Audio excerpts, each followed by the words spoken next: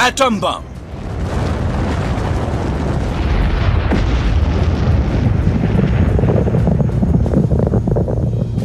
धरती के महाविनाश का हथियार।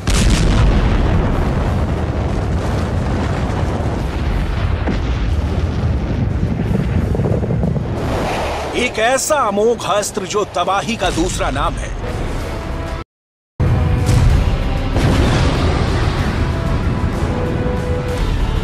इसके इस्तेमाल की आशंका बड़े बड़े देशों को डरा देती है।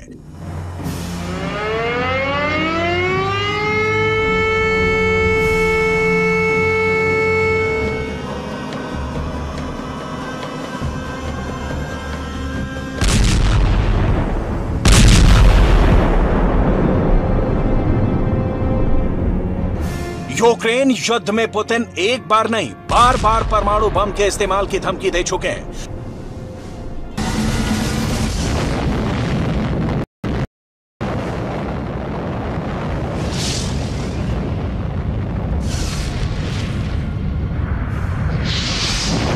परमाणु बम की आग पूरी पृथ्वी को खाक में बदल सकती है। अब अगर एक भी न्यूक्लियर बम फटा तो दुनिया की तस्वीर बिल्कुल बदल जाएगी।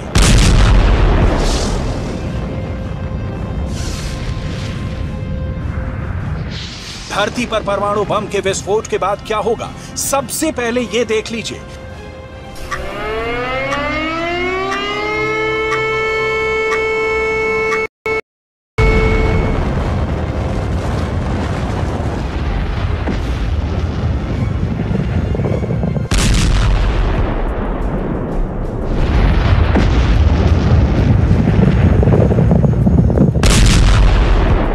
यही वजह है कि यूक्रेन युद्ध में परमाणु बम के इस्तेमाल की आशंका पर जर्मनी के चांसलर ओलाफ स्कोल्स ने बहुत बड़ा बयान दिया है। उनका कहना है कि यूक्रेन युद्ध में न्यूक्लियर बम के इस्तेमाल का सवाल ही नहीं उठता।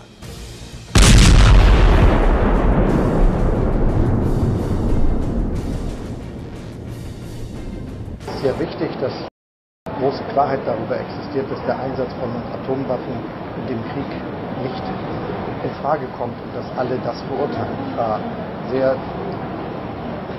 zufrieden, dass es möglich war, diese Sachen zu erklären, als ich mich in Peking mit dem chinesischen Präsidenten getroffen habe. Es ist sehr gut, dass jetzt auch darüber gesprochen wurde bei dem Treffen des amerikanischen Präsidenten mit dem chinesischen Präsidenten und dass auch die beiden erneut diese Klarheit entwickelt haben, dass der Einsatz von Atomwaffen ausgeschlossen sein soll. Eine rote Linie ist hier nicht überschritten werden darf। सुना आपने, Germany के G20 की बैठक के दौरान Indonesia के बाली में दिया है। अपने बयान में अमेरिका के राष्ट्रपति बाइडेन और चीन के राष्ट्रपति शी जिनपिंग का हवाला देकर भी कहा कि न्यूक्लियर बम एक ऐसी रेड लाइन है जिसे कभी भी पार नहीं किया जाना चाहिए। ऐसा क्यों है, इसे समझने के लिए आपको परमाणु हथियारों पर नजर रखने वाली संस्था Stockholm International Peace Research Institute की एक डरावनी रिपोर्ट बताते हैं। Stockholm International Peace Research Institute के मुताबिक दुनिया भर में परमाणु हथियारों की तादाद 13,865 है। ये परमाणु बम पूरी धरती को 50 बार बर्बाद कर सकते हैं। यानी दुनिया में जितने एटम बम पृथ्वी को एक दो बार नहीं 50 बार तबाह कर सकते हैं। साफ है, एटम बम के प्रहार के बाद ना तो रूस बचेगा, ना ही अमेरिका रहेगा और ना ही चीन का नामो निशान बचेगा। दुनिया के 9 देशों के पास परमाणु हथियार हैं। किसी भी एक देश ने न्यूक्लियर वॉर छेड़ दी तो दुनिया की तस्वीर पूरी तरह से बदल जाएगी।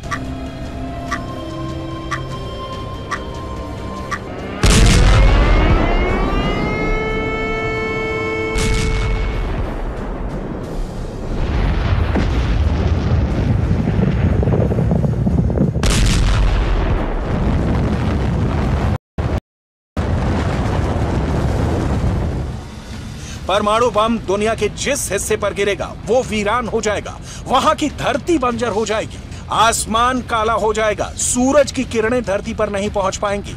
यही वजह है कि अमेरिका ने तनातनी छोड़ रूस के साथ फिर से न्यूक्लियर टॉक करनी शुरू कर दी है।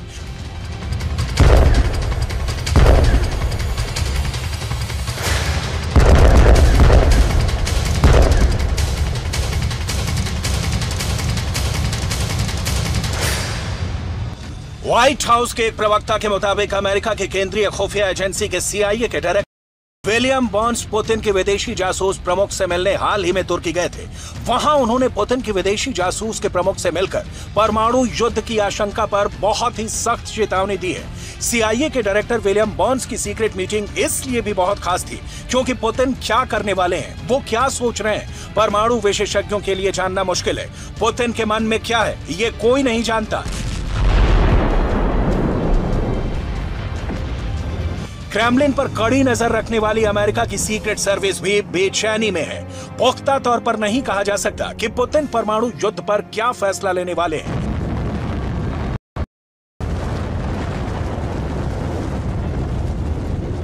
CBS न्यूज से बात करते हुए CIA के डायरेक्टर विलियम बर्न्स ने जोर देकर कहा है कि पुतिन की परमाणु बम वाली चेतावनी को नजरअंदाज नहीं किया जा सकता। यूक्रेन में पुतिन के परमाणु हथियार के इस्तेमाल के खतरे को गंभीरता से लेने की जरूरत है। हालांकि अभी तक इसका कोई व्यवहारिक सबूत नहीं है, लेकिन पश्चिमी दुनिया को चिंतित होना चाहिए।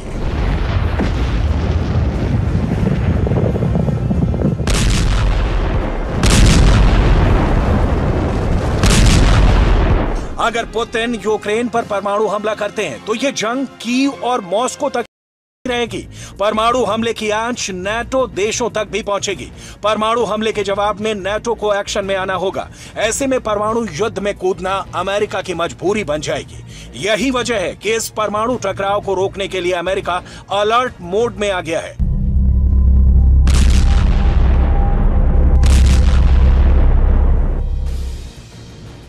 यूक्रेन का खार्किव पहले ही रूस के हाथ से निकल चुका है। रूस की सेना इज्यूम से पीछे हट चुकी है। अब दक्षिण में खेरसॉन को भी खाली करना पड़ा है। पश्चिमी मीडिया का दावा है कि खेरसॉन के बाद अगर यूक्रेन की सेना क्राइमिया की तरफ बढ़ी तो पुतिन परमाणु से भी नहीं हिचकेंगे। दावा किया गया कि खेरसॉन में लगे झटके तो वो सह भी जाएंगे, लेकिन क्राइमिया उनके हाथ से निकला तो परमाणु तबाही मच जाएगी।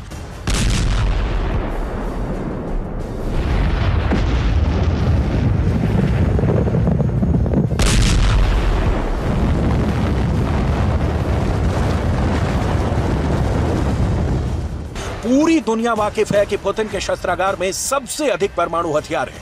दुनिया का सबसे बड़ा परमाणु बम है जिसे ना तो अमेरिका नजरअंदाज कर सकता है और ना ही यूरोप।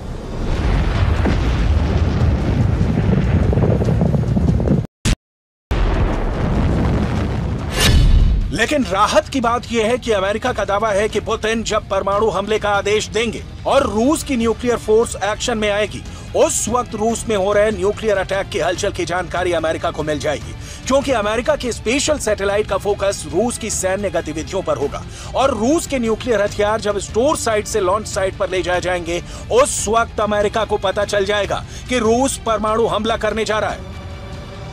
कैम्ब्रिज विश्वविद्यालय में centre for the study of existential risk के पॉल इनग्राम के मुताबिक पुतिन के परमाणु हमले से पहले 5 संकेत दिखने शुरू हो जाएंगे।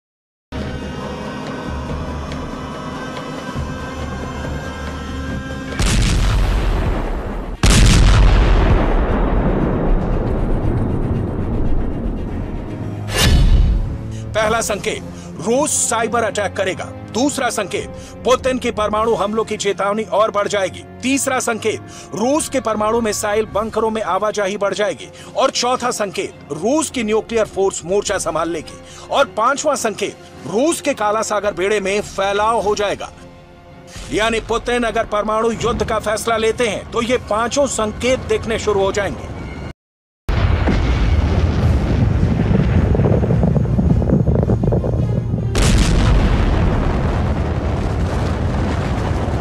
रेडिएशन वाला वॉर छेड़ने के लिए रूस को यूक्रेन में भी एक बहुत बड़ा हथियार मिल गया है। ज़पोरिज़िया में रूस के विलय के बाद पुतिन को बैठे बिठाए एक ऐसा न्यूक्लियर हथियार मिल गया है जिसके बूते रूस यूक्रेन में ना बम चलेगा, ना मिसाइल बरसेगी, ना ही टैंक गरजेगा, ना फाइटर जेट बारूद बरसाएंगे, फिर भी आधे यूक्रेन में हाहाकार मच जाएगा।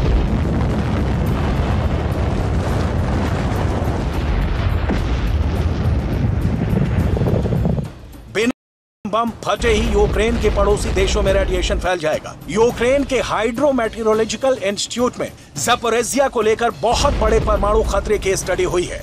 रिसर्च का डेटा बहुत बड़ी वार्निंग देता है। संस्थान के डेटा के मुताबिक अगर ज़पोरिज़िया न्यूक्लियर प्लांट से रेडिएशन फैलता है तो सबसे खराब हालत सेंट्रल यूक्रेन की होगी, जहां विस्फोट के बाद तत्काल कोई असर देखने को नहीं मिलेगा। इसके बावजूद आसपास के सैकड़ों किलोमीटर के इलाके में रेडिएशन फैल जाएगा। विस्फोट के बाद प्लांट से रेडिएशन के बादल निकलने लगेंगे, लेकिन इंसान की आंखों से देखना संभव नहीं होगा। लेकिन प्लांट से निकलने वाले रेडिएशन के कारण यूक्रेन की सीमा से बाहर निकलकर यूरोप जाएंगे। इसमें Estonia, Latvia, Lithuania, Poland, Slovakia, Hungary, Romania और मोल्दोवा जैसे देश शामिल होंगे। यहां रेडिएशन का खतरा बढ़ जाएगा। पोलैंड इस वजह से भी चिंतित है। यही वजह है कि वो अमेरिका से अपने देश में परमाणु हथियार लगाने की मांग कर रहा है।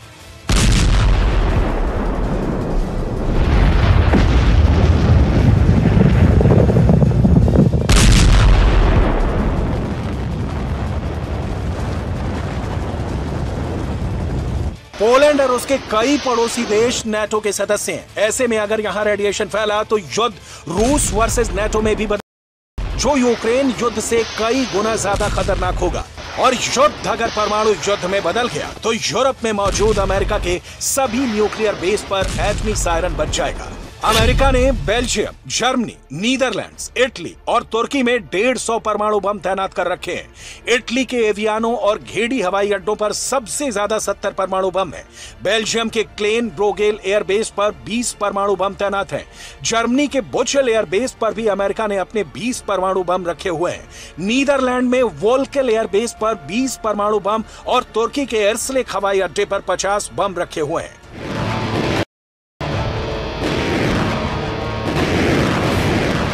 ये अमेरिका के ऐसे ब्रह्मास्त्र हैं जिसे बाइडेन अपनी न्यूक्लियर ब्रीफकेस का इस्तेमाल कर किसी भी वक्त इस्तेमाल कर सकते हैं। और अब तो पोलैंड भी चाहता है कि उसके देश में अमेरिका अपना नया परमाणु अड्डा बनाए। पोलैंड पश्चिमी देशों और यूक्रेन के बीच काफी अहम कड़ी है। पोलैंड की सीमा यूक्रेन से लगी हुई है। ऐसे में पश्चिमी देशों से यूक्रेन को मिलने वाली मिलिट्री मदद का रास्ता पोलैंड से ही होकर जाता है। यूक्रेन से पोलैंड की 535 किलोमीटर लंबी सीमा लगती है। पोलैंड के जरिए नेटो के हथियार धड़ल्ले से यूक्रेन पहुंच रहे हैं। हथियार चाहे अमेरिका से यूक्रेन आने वाले हों या फिर ब्रिटेन से यूक्रेन को हथियार की डिलीवरी, हथियार पहले अमेरिका से पोलैंड पहुंचता है, वैसे ही ब्रिटेन से भी पोलैंड पहुंचता है और फिर पोलैंड से सड़क के रास्ते यूक्रेन। यही वजह है कि रूस की ओर से पोलैंड को लगातार हमले की धमकी मिल रही है और पोलैंड इसके लिए खुद को तैयार भी कर रहा है। पोलैंड अमेरिका को 96 अपाचे हेलीकॉप्टरों का ऑर्डर देने वाला है। पोलैंड को एक साथ 96 अपाचे हेलीकॉप्टरों की डिलीवरी मिलने वाली है। इस डील के बाद पोलैंड अमेरिका के बाद सबसे ज्यादा अपाचे हेलीकॉप्टर इस्तेमाल करने वाला दुनिया का दूसरा देश बन जाएगा। यूक्रेन पर रूस के हमले के बाद पोलैंड का ये बहुत बड़ा फैसला माना जा रहा है। रूस की तरफ से ये लगातार कहा जाता रहा है कि ऐसे हथियार जो रूस के लिए खतरा बन जाएंगे, उसके लिए नेटो और बाकी देशों को बड़ी कीमत चुकानी होगी। यही वजह है कि पोलैंड ने पहले से ही अमेरिका से 250 M1 अब्राम टैंक का करार कर चुका है और अब 96 अपाचे हेलीकॉप्टर खरीदने जा रहा है। इसी साल पोलैंड ने दक्षिण कोरिया को 48 हल्के लड़ाकू जेट FA-50 और 180 K2 टैंक की डिलीवरी का ऑर्डर दे चुका है। पुतिन की सेना अगर पोलैंड की सीमा में दाखिल होने की कोशिश करेगी तो उनका मुकाबला अब तक के सबसे घातक हथियारों से होगा। लेकिन पोलैंड पर हमले का मतलब होगा नेटो पर हमला। ऐसे में अगर रूस पोलैंड में युद्ध छिड़ेगा तो उसके विश्व युद्ध में बदलने में देर नहीं लगेगी। तब रूस के खिलाफ पूरे देशों की सेना एक साथ हमला करेगी और फिर ये दुनिया के लिए तबाही का दिन होगा।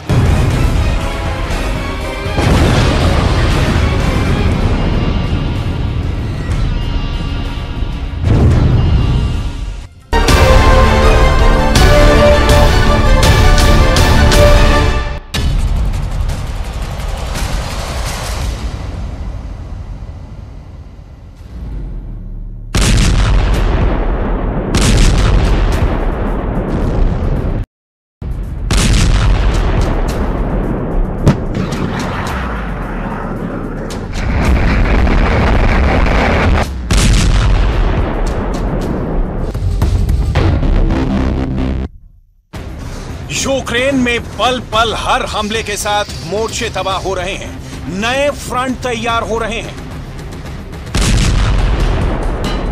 बहुत धमाके हुए, कोने कोने पर बारूदी सुरंगें फटी।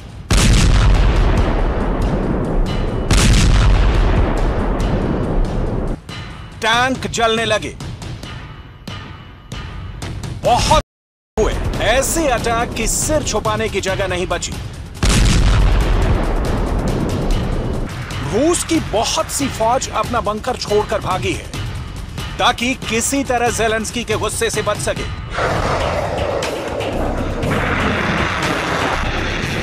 यूक्रेन में खेरसॉन वाले मोर्चे पर पुतिन की हालत इतनी खराब हो चुकी है कि अब उन्हें एक तो नहीं बल्कि 10 गुना लगान देना पड़ेगा। सवाल है कि क्या यह लगान देना पुतिन को मंजूर होगा?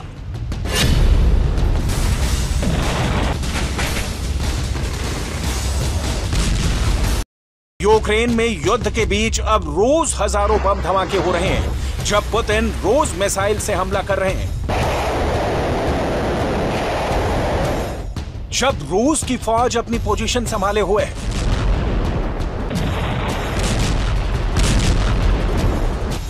तब पुतिन से लगान वसूलने की बात क्यों हो रही है? तो इसका जवाब यूक्रेन के युद्ध में छुपा है। ज़ेलेंस्की की शर्त जानने से पहले देखिए कि G20 को संबोधित करते हुए ज़ेलेंस्की ने कैसे पुतिन और रूस को बेइज्जत किया।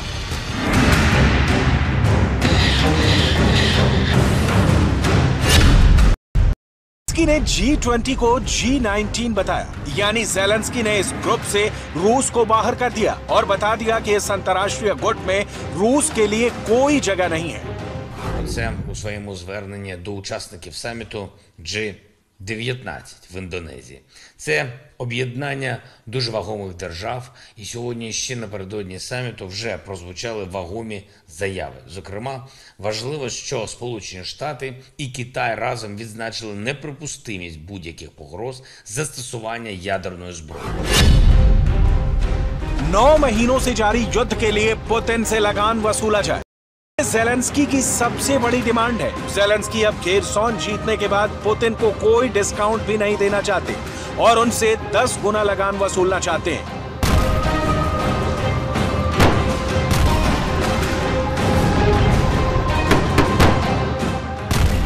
जाहिर है कि ज़ेलेंस्की बहुत गुस्सा है। खेरसॉन पहुंचकर ज़ेलेंस्की ने बता दिया है कि वो बैकफुट पर नहीं है और उनकी लगान वाली डिमांड युद्ध से हुए नुकसान पर जुर्माना वसूलने जैसा है।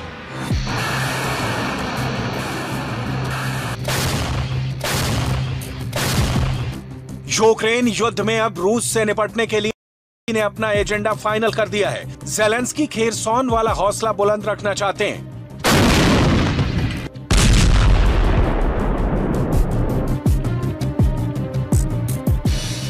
और ये बात उन्होंने उस जगह पहुंचकर बता दी है जहां से रूस की फौज ज्यादा दूर नहीं है।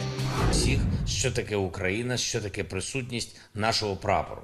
Коли є український прапор, є цивілізованість, є свобода, є соціальне забезпечення, є інфраструктура, є безпека, є кому дбати про людей, є все те, що зникає, що руйнують, коли приходять окупанти. Ось що значить російський прапор. Повне спустошення. Немає ні електрики, ні зв'язку, ні інтернету, ні телебачення. Окупанти все знищили самі. ज़ेलेंस्की ने पुतिन के सामने बहुत सख्त शर्तें रख दी हैं। ज़ेलेंस्की अपनी हर वो जमीन वापस चाहते हैं जिस पर पुतिन का कब्जा है। ज़ेलेंस्की का कहना है कि युद्ध अपराध के लिए रूस की सेना पर मुकदमा चलना चाहिए। ज़ेलेंस्की चाहते हैं कि यूक्रेन को युद्ध में जितना नुकसान हुआ है, पुतिन उसका मुआवजा चुकाए। ООН наші дипломати дуже довго працювали з партнерами, щоб погодити і ухвалити дві дуже важливі резолюції. Перша з них сьогодні підтримана щодо створення міжнародного компенсаційного механізму, який дозволить відшкодувати усі збитки, завдані російською війною, причому за рахунок російських же активів. Репарації, які Росії доведеться заплатити за скоєне, це тепер частина міжнародно-правової.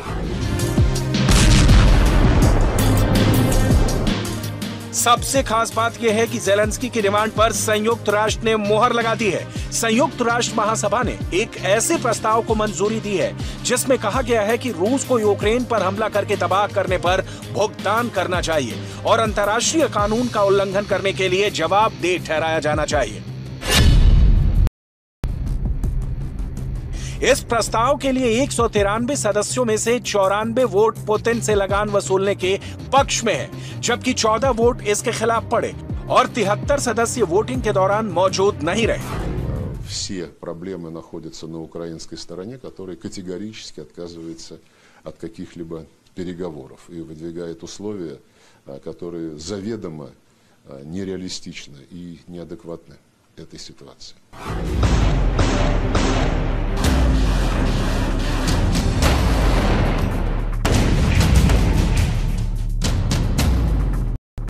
पुतिन ने 23 फरवरी की रात से जब से युद्ध शुरू किया है, संयुक्त राष्ट्र महासभा में उनके या कहें कि रूस के खिलाफ 5 प्रस्ताव रखे गए हैं। अब देखिए पुतिन के सामने ऐसी डिमांड रखने वाले ज़ेलेंस्की की हिम्मत कैसे बढ़ी है। ये यूक्रेन का Mi-35 अटैक हेलीकॉप्टर है जो रूस की पोजीशन पर हमला कर रहा है। इस हेलीकॉप्टर को दुनिया फ्लाइंग टैंक के नाम से जानती है। ये बहुत नीचे उड़ते हुए हमला करता है। दुश्मन की एंटी एयरक्राफ्ट गन की परवाह किए बगैर ये उसकी मान में घुसकर रॉकेट दागता है।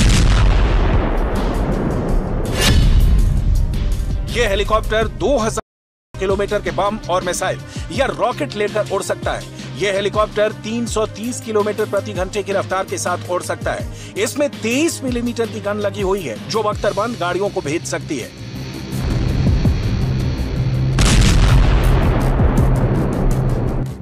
ये सोवियत संघ के दौरान का बना हुआ हेलीकॉप्टर है और रूस के पास भी ऐसी कई मशीन हैं जो यूक्रेन को कई मोर्चे पर परेशान कर रही हैं। हालांकि वो यूक्रेन की एयर डिफेंस मिसाइलों का निशाना भी बने हैं। रूस के पास 60 के करीब Mi-35 हेलीकॉप्टर हैं जो यूक्रेन युद्ध में पूरी तरह झोंक दिए गए हैं। रूस के पास 35 का दूसरा वर्जन Mi-24 भी है और पुतिन के पास ऐसे 120 अटैक हेलीकॉप्टर हैं।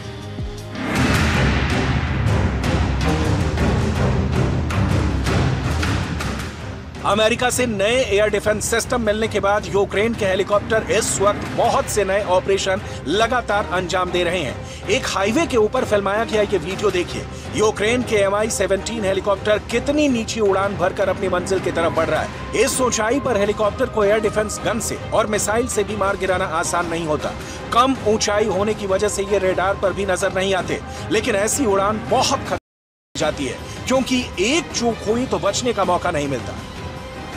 Боротьбі проти зла, але вже визначало увесь подальший хід подій. Саме це ми відчуваємо зараз. Зараз, коли Херсон вільний. Щоб звільнити всю нашу землю від рашистів, нам доведеться воювати ще деякий час. Воювати, але якщо перемога все одно буде за нами, і ми в цьому впевнені, то хіба не варто спробувати реалізувати нашу формулу миру?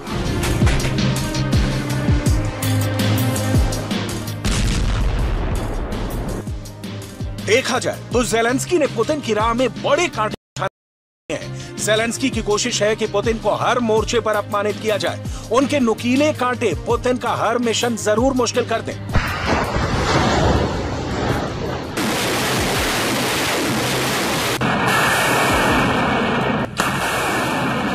यही वजह है कि ज़ेलेंस्की की फौज अब पुतिन की सेना की हर मूवमेंट पर पैनी नजर रखे हुए है। पुतिन की फौज को रोकने के लिए अब ज़ेलेंस्की ने साम, दाम, दंड, भेद सब कुछ अपनाना शुरू कर दिया है। पुतिन की फौज जहां जहां आगे बढ़ रही है, ज़ेलेंस्की ने वहां बारूदी सुरंग बिछाने शुरू कर दी है।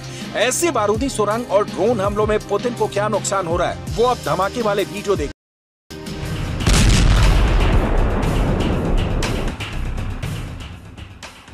पहला धमाका, दूसरा धमाका, तीसरा धमाका, चौथा धमाका, पांचवा धमाका, छठा धमाका, सातवां धमाका, आठवां धमाका, नवां धमाका और 10वां धमाका। डॉनबास हार चुके ज़ेलेंस्की के पास इस वक्त बाकी शहर, खासकर कीव और खार्किव को बचाए रखने का बहुत बड़ा जिम्मा है। साथ में खेरसोन पर वापस कब्जे वाला हौसला भी बुलंद है।